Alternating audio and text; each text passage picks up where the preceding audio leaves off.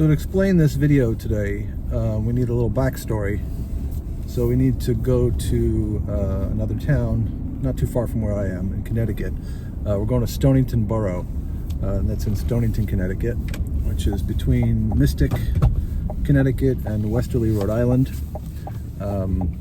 It's about 30 minutes from where I am, and the reason is that is where Peter Benchley lived. I don't know if he grew up there, but he definitely lived there for a while. I think he was there while he was writing the novel of Jaws, which is what we're focusing on today. And he originally wanted to film the movie there. It's a perfect New England location. The buildings are fantastic. It's a great little town. But I think the town didn't want them filming a movie there at the time in 1974, so they chose Martha's Vineyard. So we're going to Stonington Borough, where Peter Benchley lived, and I'll explain more when we get there, and you can see some of the buildings there and why it really is a quintessential New England town, and how it relates to what we're doing today.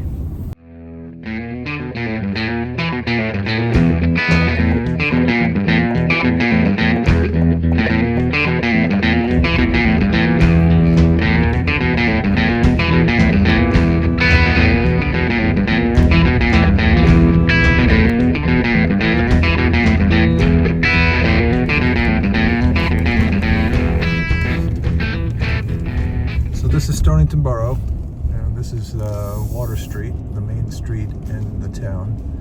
It's surrounded by water on three sides. It's probably only about 2 miles long. So it's just a little peninsula sticking out into the Long Island Sound. But you can see from these buildings, it would have been the perfect town for Amityville. Amityville? Amity. That's a different movie. Amity, which was eventually on Martha's Vineyard. But there's a lot of little quaint shops and a couple of nice restaurants. There's a restaurant I go up here. I have lunch here every single week. And this is the whole town, one block. And then there's some houses on the right and the left. There's also a fishing fleet, one of the last fishing fleets in Connecticut, that brings in fresh scallops and a bunch of other stuff for these restaurants.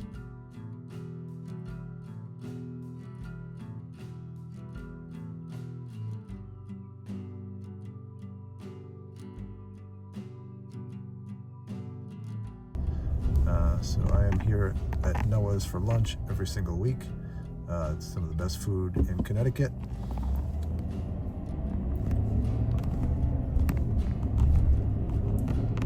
And these buildings date back to the late 1700s. They're all kept in pretty good shape, as you can see. And this is where Peter Benchley lived. Here on the right, this little gray building is actually where they filmed Mystic Pizza. It is now a sailing school. And this is a big mill that caught fire about 20 years ago, and now it's a bunch of condos.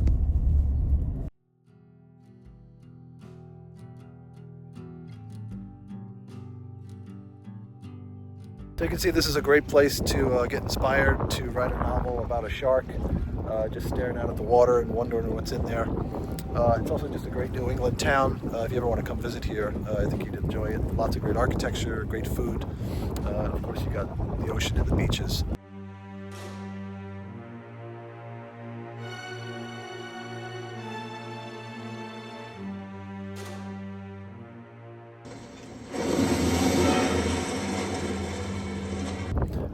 Behind me is Watch Hill, Rhode Island, right there.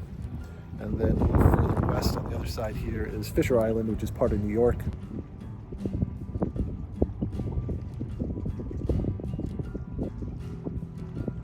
I'm going to head back to the shop to start this weathering project. And but before we do that, we've got to go to Rhode Island to get some good pizza.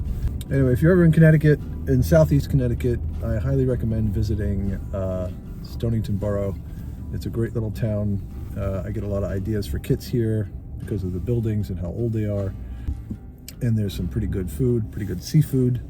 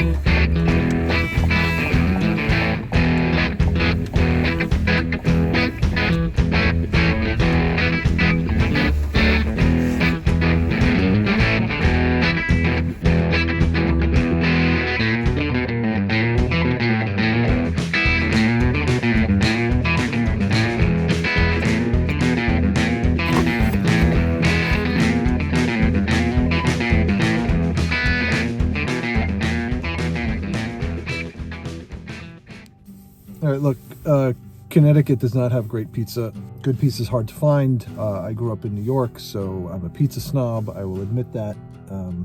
There is some good pizza in Connecticut, but I have to come to Rhode Island sometimes to get the good stuff. This is New York style pizza. It's pizza you can fold in half. It's thin. It's the way pizza is meant to be made. It's not supposed to be a wet kitchen sponge on a piece of cardboard. So I have to drive 20 to 30 minutes to get good pizza.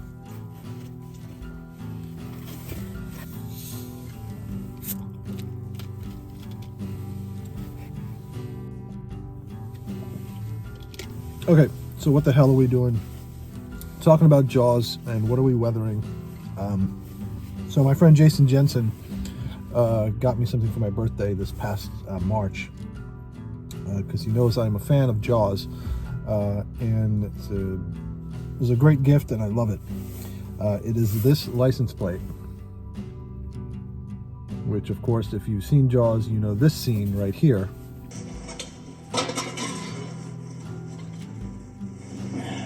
So this is the Louisiana license plate pulled out of the shark that they thought was the shark terrorizing the town in Amity. Of course was not. And Hooper and Brody opened the shark up and pulled this out. And judging by the size of its mouth, was not the shark that killed the swimmer Chrissy in the beginning of the film, and then the boy on the raft, and etc., etc. So this is awesome. I love this gift, but it's too clean, so I've got to weather it somehow. And it was in the stomach of a shark, so it's gonna get beat up and scratched and bent out of shape and all that. So that's what I'm gonna do. I did a little bit of research. This license plate obviously is from 1972 to 1973, and apparently license plates back then were aluminum in Louisiana, which means I can't rust it. I can't do any rust techniques, so I have to just rely on scratches and dirt and bending it in a certain way and make it look as old as I can and beat up. So that's what I want to do, and then I'm going to mount it on the wall in my shop somewhere.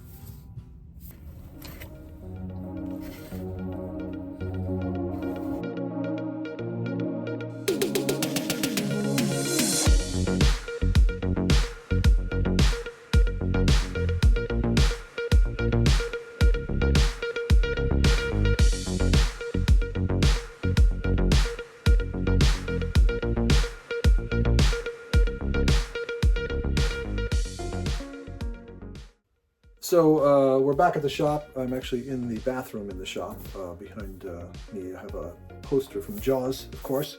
So what we need to do first, before I do any kind of distressing with colors and weathering like that, we need to put some bends and creases in this. And I was going to originally put it in a vise and just start bending it, but I think the creases would be too unnatural. They'll be too straight and defined. I thought about using pliers and bending it and twisting it, but I think I'd have the same result. So I need a more natural crumple to this license plate, as if it were eaten by a shark and put into his stomach and bent and twisted, and what else would happen to it. So the closest thing I have to a shark are some farm animals. So I'm going to see if they can do anything to this that might look a little more natural than a vise or a plier.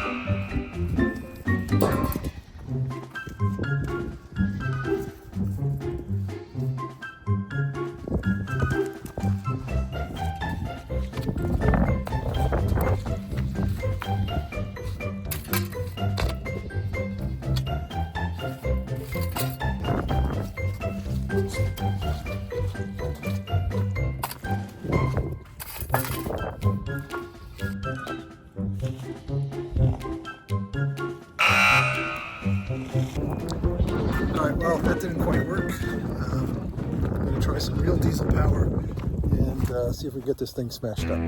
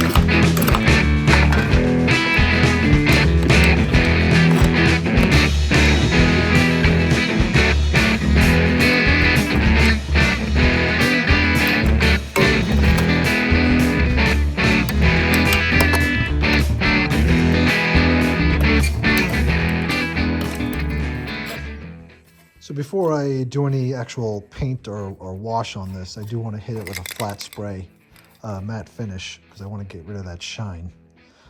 This is matte varnish from Army Painter, and this is my favorite matte varnish. Some matte varnishes still leave a bit of a satin sheen. This one is as dead flat as I can find so far, and I really like this one. So I'm going to spray this. Okay, well, so far I'm happy with how this really crumpled. I don't think I could have gotten this kind of denting and caving in by hand. You could see with the pliers, you start to see these lines, and I think if I just did that with pliers and vise, you would kind of see all those. So this looks a lot more natural. I've got some oil paint here. I've got some Payne's Gray, some Lamp Black. This is Sap Green. This is Permanent Light Green. And this is Burnt Umber. I don't know if I'm going to use all of them. I know I'm definitely going to use the Payne's Gray a little bit here.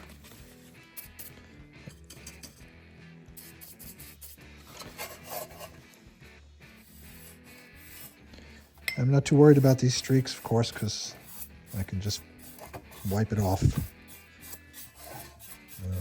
This is just a first pass to see what colors are going to work.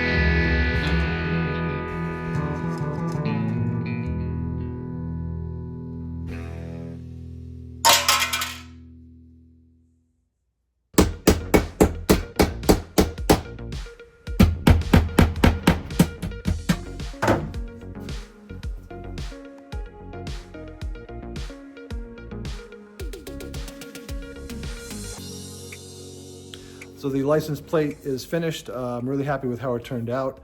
I do know it's not a model railroad project per se, but it is a weathering project, and I think you can learn lessons from weathering at any scale, whether it's HO scale or 1-to-1. So I hope you enjoy that. And I want to thank our Patreon supporters here. If you want to check us out on Patreon, we post pictures nearly every day of what's going on in the shop. We do previews of kits that are coming out and kits that are in process and lots of workshop projects. So check us out there if you like. And check out our website at fosskits.com. You might find an HL scale kit you like and need for your layout. And we'll see you next time. Thanks.